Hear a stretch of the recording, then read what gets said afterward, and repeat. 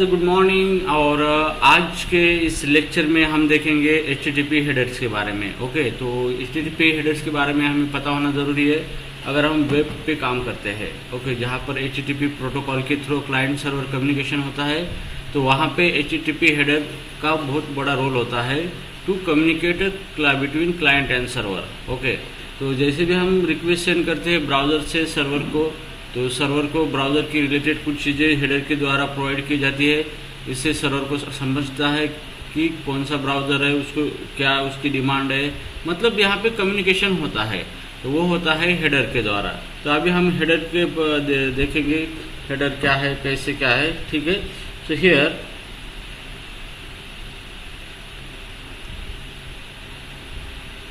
HTTP header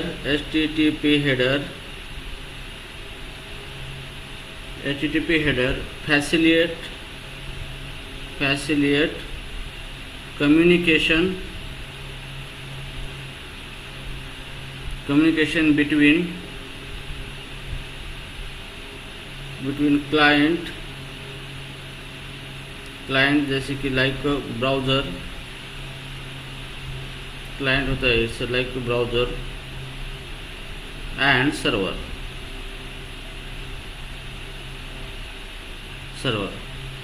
तो client HTTP header क्या करता है, क्लाइंट और सर्वर के बीच में कम्युनिकेशन करने की फैसिलिटी प्रोवाइड करता है। ठीक है, थ्रू दी HTTP हेडर। ठीक है, नाउ सेकंड पॉइंट है यहाँ पे, headers provide Meta data. Headers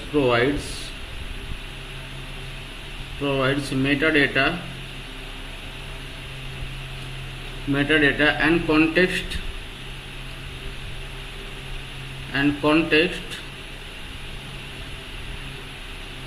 about the HTTP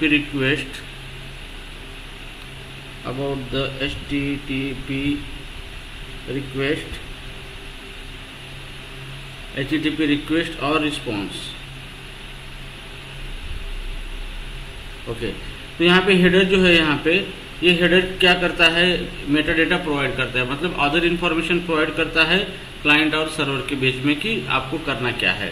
ठीक है, जब भी रिक्वेस्ट सेंड हो रही है या फिर रिक्वेस्ट रिसीव हो रही है, तो यहाँ पे किस तरीके से चीज़ें होनी चाहिए, क्या क्या चीज़ें आप करो, ये सारी चीज़ें हेडर के द्वारा कम्युनिकेट की जाती है। जैसे कि such as number 1 type of connection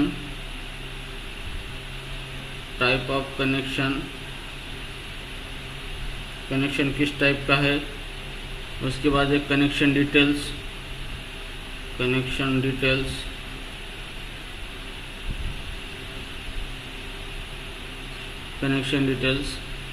caching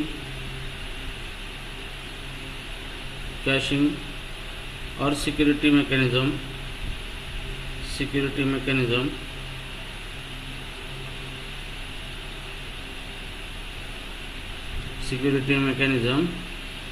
okay, तो यहाँ पे ये जो चीज़ें है, ये इस तरीके की चीज़ें, connection, type of connection details, caching, security mechanism, तो ये एक दूसरे की ये फंक्शनलिटी इनेबल या डिसेबल करने के लिए हेडर के द्वारा इंफॉर्मेशन प्रोवाइड की जाती है। ओके, तो बेस्ड ऑन दैट इंफॉर्मेशन अलग अलग कॉन्टेक्स्ट में हेडर के जरिए क्लाइंट और सर्वर अपना अपना काम करते हैं। ओके, तो इसलिए हेडर यहाँ पे बहुत ज़रूरी होता है। ठीक है, तो अभी हम यहाँ पे देखेंगे टाइप्स ऑफ HTTP हेडर। तो HTTP हेडर की भी कुछ टाइप्स है। ओके, तो हियर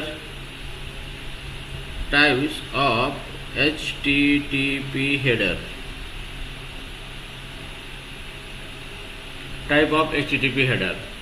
ठीक है, सो here HTTP headers are classified into several categories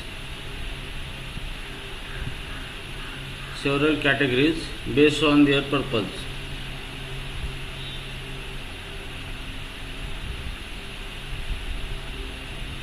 based on their purpose in the request response.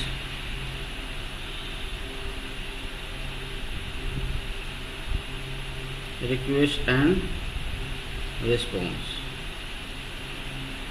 Okay, तो HTTP हेडर जो होते हैं यहाँ पे, तो HTTP हेडर का टाइप्स, उसके अलग अलग टाइप्स बनाए गए हैं बेस्ड ऑन द कैटेगरी के, उसके अलग अलग कैटेगरी बनाई गई है बेस्ड ऑन उसका पर्पज और रिक्वेस्ट एंड रिस्पॉन्स के हिसाब से।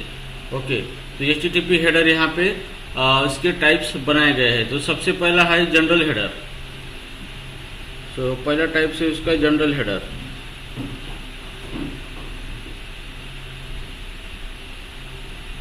General headers, these headers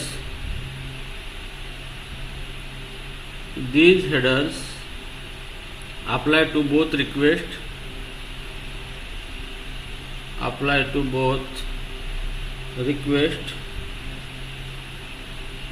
and response message।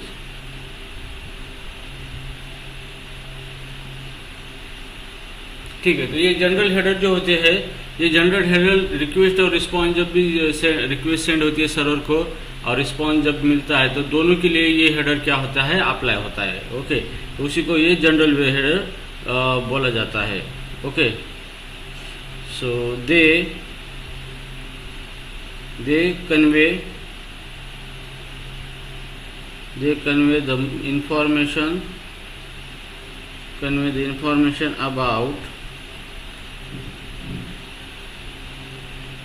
information about the overall message।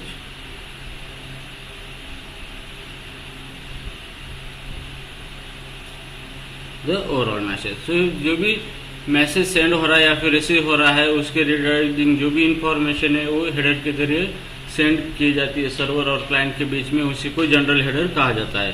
तो उसमें से एक हेडर होता है, जैसे कि जनरल हेडर के अंदर कनेक्शन, एक हेडर होता है connection header. Okay, control whether the connection remain open, control whether the connection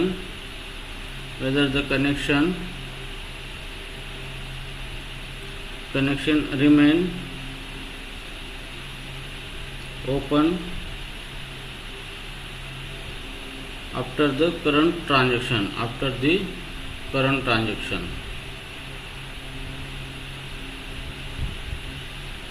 ठीक है, अब एक कनेक्शन नाम का एक हेडर होता है, तो इसके अंदर क्या किया जाता है, इस हेडर की मदद से कंट्रोल किया जाता है कि कनेक्शन रिमेन ओपन रखना है क्लाइंट सर्वर का, या फिर क्या करना है, क्लोज करना है। जैसे भी क्लाइंट रिक्वेस्ट भेजता है सर्वर को, तो कनेक्शन क्रिएट होता है, और ट्रांजैक्शन मतलब रिक्वेस्ट भेजिए, एक रिस्पॉन्स आया है, उसके बाद भी कनेक्शन लाइव रखना है या नहीं रखना है, ये बात कनेक्शन हेडर के द्वारा बताई जाती है। ठीक है, तो जैसे कि इसका एग्जाम्पल है, हेडर है कनेक्शन,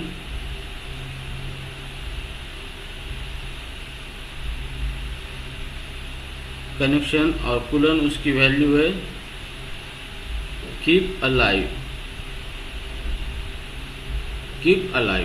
ठीक है, तो ये हो गया उसके जनरल हेडर के अंदर कनेक्शन एक हेडर है। ठीक है, तो कीप अलाइव का मतलब क्या है कि कनेक्शन चालू रखो, कनेक्शन बनाए रखो। ठीक है, नाउ सेकंड है date header.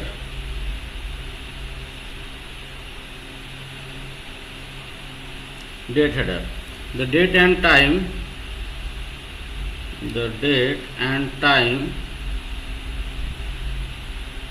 at which the message was sent।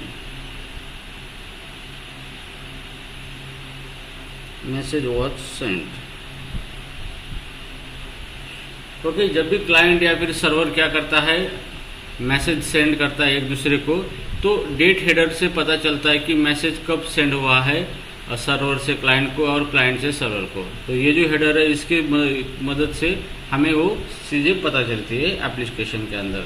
जैसे कि इसका फॉर्मेट है, एग्जाम्पल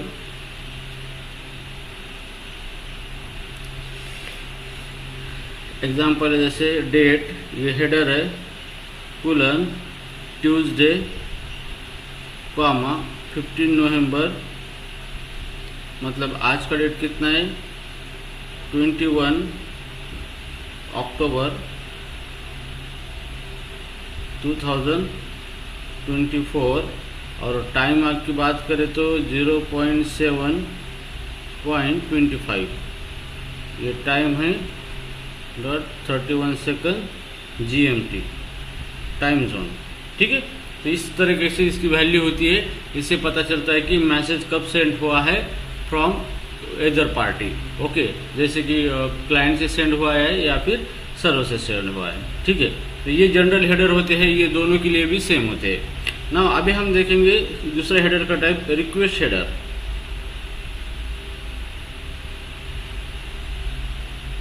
रिक्वेस्ट हेडर्स,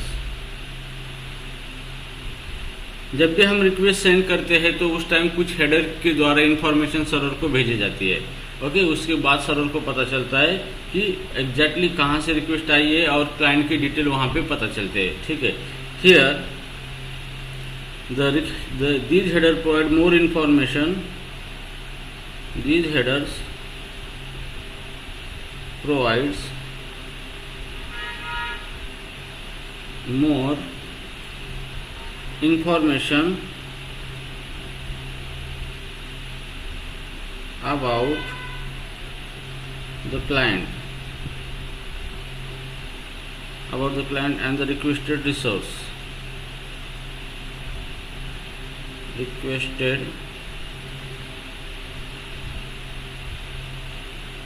ठीक है। तो ये जो रिक्वेस्ट हेडर है, ये हेडर क्या करता है कि इंफॉर्मेशन जो क्लाइंट रिक्वेस्ट सेंड कर रहा है सर्वर को, उस क्लाइंट की सारी डिटेल्स सेंड करता है सर्वर को, और रिक्वेस्ट के जो रिसोर्स के लिए हमने रिक्वेस्ट भेजा है उस रिसोर्स के रिलेटेड भी सारी इंफॉर्मेशन सर्वर को भेजता है। तो सर्वर को ये रिक्वेस्ट हेडर के जरिए क्या होता है, ये क्लाइंट की इंफॉर्मेशन मिलती है। ठीक है, so here okay, so right now request header के अंदर पहला हेडर है होस्ट।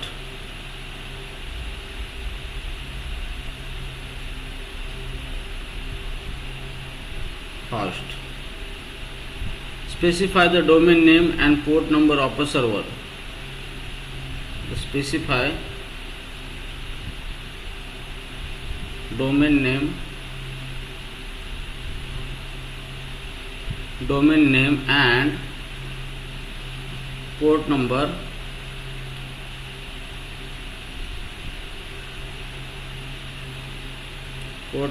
of the server। ठीक है।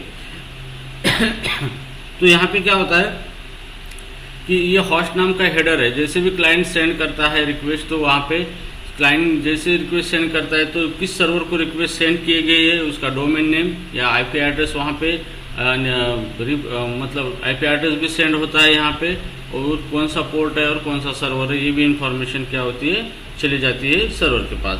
जैसे कि एग्जांपल हेडर है होस्ट कुलन, जैसे कि www.fortlands.com।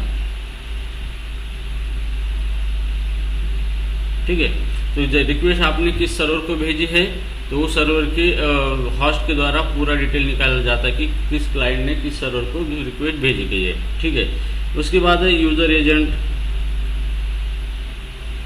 ये एक हेडर होता है user agent.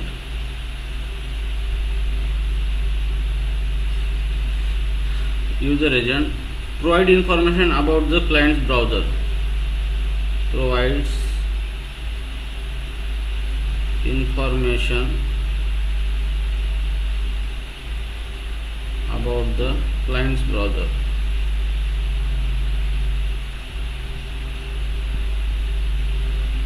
client browser, operating system and other details। तो जब भी कोई ब्राउज़र रिक्वेस्ट सेंड करता है सर्वर को, तो सर्वर की कुछ इंफॉर्मेशन चली जाती है, क्लाइंट की इंफॉर्मेशन सर्वर के पास चली जाती है। कौन से हेडर के जरिए, यूज़र एजेंट के हेडर के जरिए। ठीक है, यह है यूज़र एजेंट। ओके, अभी यूज़र एजेंट क्या प्रोवाइड करता है, क्या इंफॉर्मेशन सेंड करता है, वो provide information about the client browser. किस ब्राउज़र कौन सा है, किस ब्राउज़र से रिक्वेस्ट आई है सर्वर को, कौन सा ऑपरेटिंग सिस्टम है भी उसका, जो जहाँ से रिक्वेस्ट आई है क्लाइंट का, एंड कुछ अदर डिटेल्स है वो भी क्या होते हैं, सेंड होते हैं यूजर एजेंट के हेडर के द्वारा टू द सर्वर जब रिक्वेस्ट सेंड की जाती है। ठीक है, तो जैसे इसका हम एग्जांपल देखेंगे यहाँ पे। एग्जांपल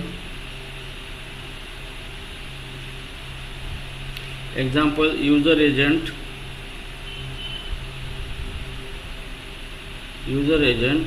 कुलन, जैसे कि हमारा ब्राउज़र है मोजिला, उसका वर्जन कौन सा वर्जन है ब्राउज़र का, जैसे कि 5.0। ऑपरेटिंग सिस्टम कौन सा है, विंडोज़ 11, विंडोज़ NT